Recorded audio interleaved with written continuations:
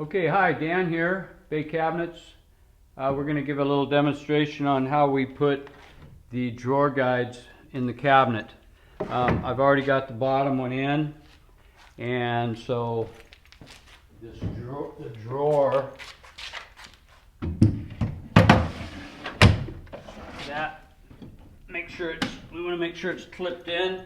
These are Blum high-end soft close drawer guides. They work very nice. They're nice and adjustable. We're a face frame cabinet shop, meaning we use a face frame that's not a European. European cabinets don't have a face frame. Ours do, because it allows us to adjust the drawers, which we will show you shortly. So I'm just going to take this back out, and we're going to put in a set of these drawer guides. So here we go. This is just a little quick demonstration. We're just showing a few things that we'll be offering in our online course. Just a few helpful hints.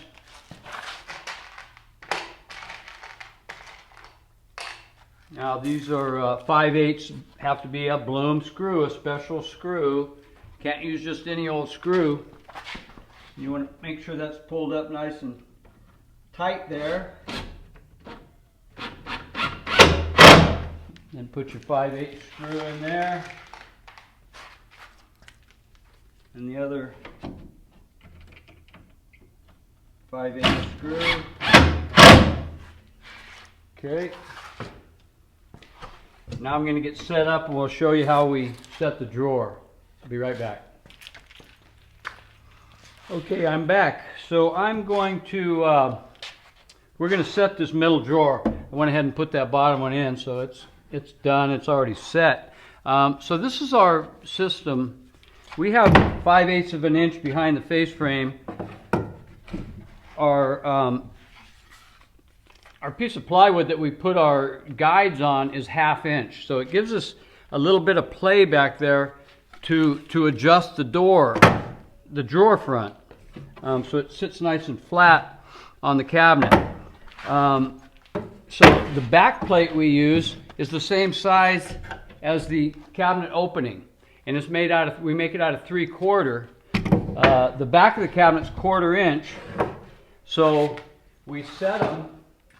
In fact, this is my old school staple gun that I found it in a used tool shop, and I bought it, and it's Pacific Cabinets. It's one of our old tools I used to use over 40 years ago. So there's 1-inch staples in here, so I still have to angle them slightly so it doesn't blow out the inside of the back plate here. Alrighty, so I'm going to slip the middle drawer in. We line up. This is an alder cabinet, so this is I'm going to show you a paint grade cabinet that's very similar in just a minute.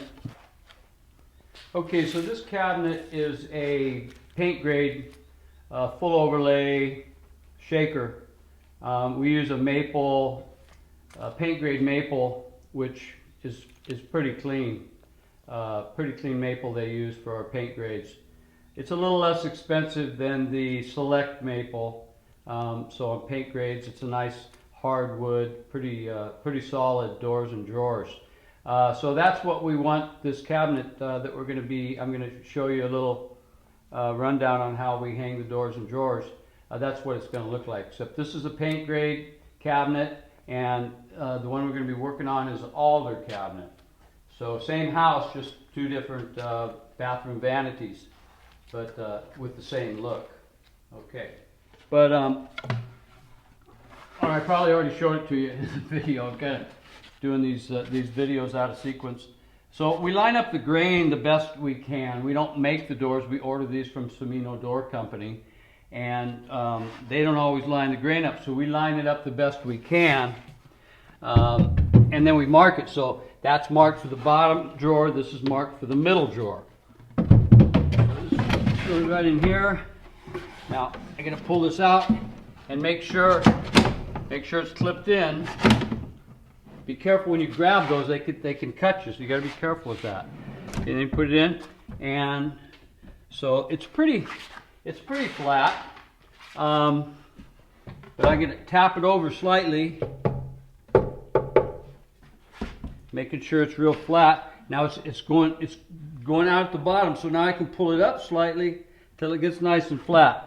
Now these, we make them snug in there. The parts are 20 1/4, so we make these 20 1/4 slightly heavy, so this doesn't fall down, so it sits in there nice and snug, and we can move it around a little bit.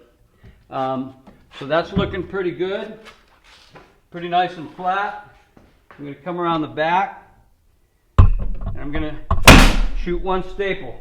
Again, you want to slightly put 1-inch staples in there, but angle it slightly. Got one staple in there, then you want to check it. Everything looks good, it's all nice and flat. And so I'll go ahead and load that up with 3 or 4 staples back there, and it's good to go. So that's that. I'm going to hang a couple of doors on here, and I'm going to show you that process. So I'll be right back. Okay, so we use Blum soft close hinges on our doors. So these are the hinge plates, that face frame mounting plates that we put on the inside of the cabinet. Our hole for our hinge is bored at 3 inches on center. So did the math, and we figured out how big this jig needs to be. This is a full overlay, meaning the cabinet doors overlay the face frame and leaving a 1/4 inch in between the doors and drawers. If it was a standard overlay in our shop, there would be 3/4 of an inch in between doors and drawers. But this particular job is a full overlay. There'll be a 1/4 inch, and the doors are going to overlay 3/4 of an inch all the way around. We use an 1 3/4 rail, so this hangs over 3/4, the other one hangs over 3/4. It leaves a 1/4 inch gap. Okay, if it was a standard overlay, these would only lay over a 1/2 inch. This would overlay a 1/2 inch, and there'd be a 3/4 gap. So these particular plates throw the door over 3/4 of an inch. Okay, these are 3/4 overlay plates. So the way we put those on, we get a little jig here, which is 1 3/4, and we put it up here like this, and so that's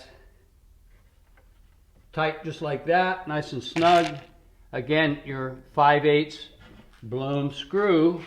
Can't just use a regular old, you can use a 3/4 screw, but these 5/8 work pretty nice. They're a coarse thread. They hold well in the alder. If we're using a softer wood, I might use a 3/4 screw, but these 5/8 work pretty good and don't split it out. So we put the 2 top hinges on. So I'm going to show you. I'm going to put on all the top hinges, and then we'll go over how we hang the door. Okay, so this is just a little rundown on how we put the hinges on the doors. This is our Blum press, and these are our Blum hidden hinges. Slip a little hinge right in there. We have our stoppers set up there. That's for 3-inch on center. Okay, as you can see in just a second, this is a very high-tech piece of machinery here. So here we go. We pour it like that, and this is where the high-tech comes in. By the time you do 100 doors, you're dizzy. So we do that, and then we pull that down like that, and there you go. Press the hinge in, slip another hinge in here, get your sawdust out of the way. I think some shops probably have a blower, but we don't.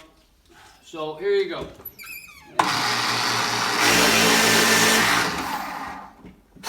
Back to that high-tech system we got there. And then press it in, and they're solid. There's little screws here. You can take those out. There's little plastic dowels that hold the screws in, so, but that's pretty solid. So there you go. And then we're gonna hang it on the cabinet. Alrighty, see ya. Okay, so we've got our top hinge plates on. We've got our 4 doors with hinges on. And so now we're going to take the doors. When they first get to the shop, we check them in and we line up the grain. Since we didn't build them, we line up the grain the best way that we think that it looks. We always try to put the points of the grain. No, this isn't a good example, but let's see this one. Yeah, there's kind of a spike in the grain of most woods, and so we try to put the spikes all up. We try to put them all up, and it looks a lot better as opposed to having one going up and one going down and just no rhyme or reason for it. So we try to line the grain up the best we can. We try to put the spikes going up, so it just looks a little bit better when it's all said and done. So we have the top plate on, so I don't need to put a plate on here. So we put a plate on the bottom, and then we clip that on like that. The little lever back here allows you to clip it on.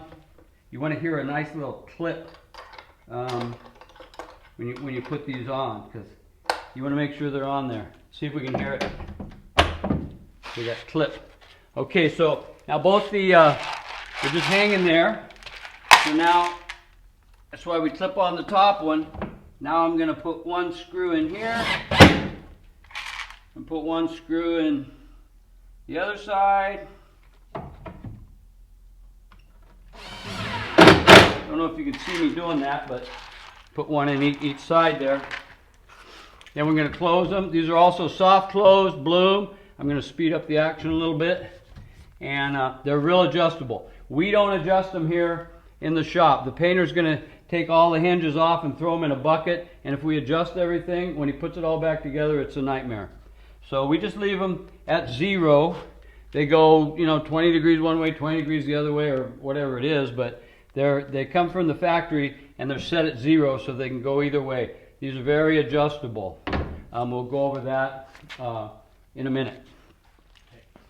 Okay, so here's the cabinet with all the doors and drawers on it. Excuse me. We went over this, adjusting these. See, those are slightly out. The gap's a little bit big. We went over this in another video, but I'm just going to recap quickly here. So to adjust these, this door is a little high. This one's this is supposed to read 1 1/4 inches. This one's pretty close to 1 1/4 inches. Right on there. It's like 1 3/16 inches there, and the gap's a little big. So I want this door to come forward. So I'm going to turn this screw counterclockwise, which brings it a little bit closer. Now I'm going to come down to the bottom one over here, and I want this door to come this way and bring it up slightly. So I'm just giving them a little turn. And by doing that, I'm going to turn it just slightly more. There's another video on there that shows this a little bit better. So by turning it and bringing that in, bringing this one over, it closed the gap up a little bit and totally leveled them out. And then your drawers, we have adjuster screws, 2 adjuster screws inside the drawer that we can turn, and we can move it right to left, up and down, get everything nice and lined up. See that's out of whack right there, but I'll adjust that and move that over. In fact, I'll try to do that real quick here. Sometimes the stuff it's not real quick. Sometimes I'll put a mark on there so I can see how much I've moved it. But this stuff sometimes gets tedious trying to line all this stuff up. The full overlays, where there's only, I moved it over pretty good. So that's pretty in line now. So I'll go around and adjust everything. And usually everything's not adjusted until they're on the job. The painter is done messing around with them. If they don't adjust them, then we come and fine tune them. So that's just a little kind of a quick rundown on hanging the doors and setting the drawers. So there you go. We'll see you on the next video. See ya. Okay, so that was just a little demonstration on our process of hanging doors and setting drawers. Couple things. That 5/8 screw that I mentioned, it's really just a number 6 flathead. It's not necessarily a blum screw, although it does work good in the, this is the 3/4 hinge plate. We call it 3/4 overlay. It's 0 millimeter if you're into millimeters. So, and I guess most of the country is, but I'm still on 1/8 of an inch and things like that. So these are a 5/8 number 6 coarse thread screw. We use it in the blum. This is a face frame hinge plate. This happens to be a 3/4 overlay. They also make a 1/2 inch overlay and a 5/8 overlay, depending on what application you're using.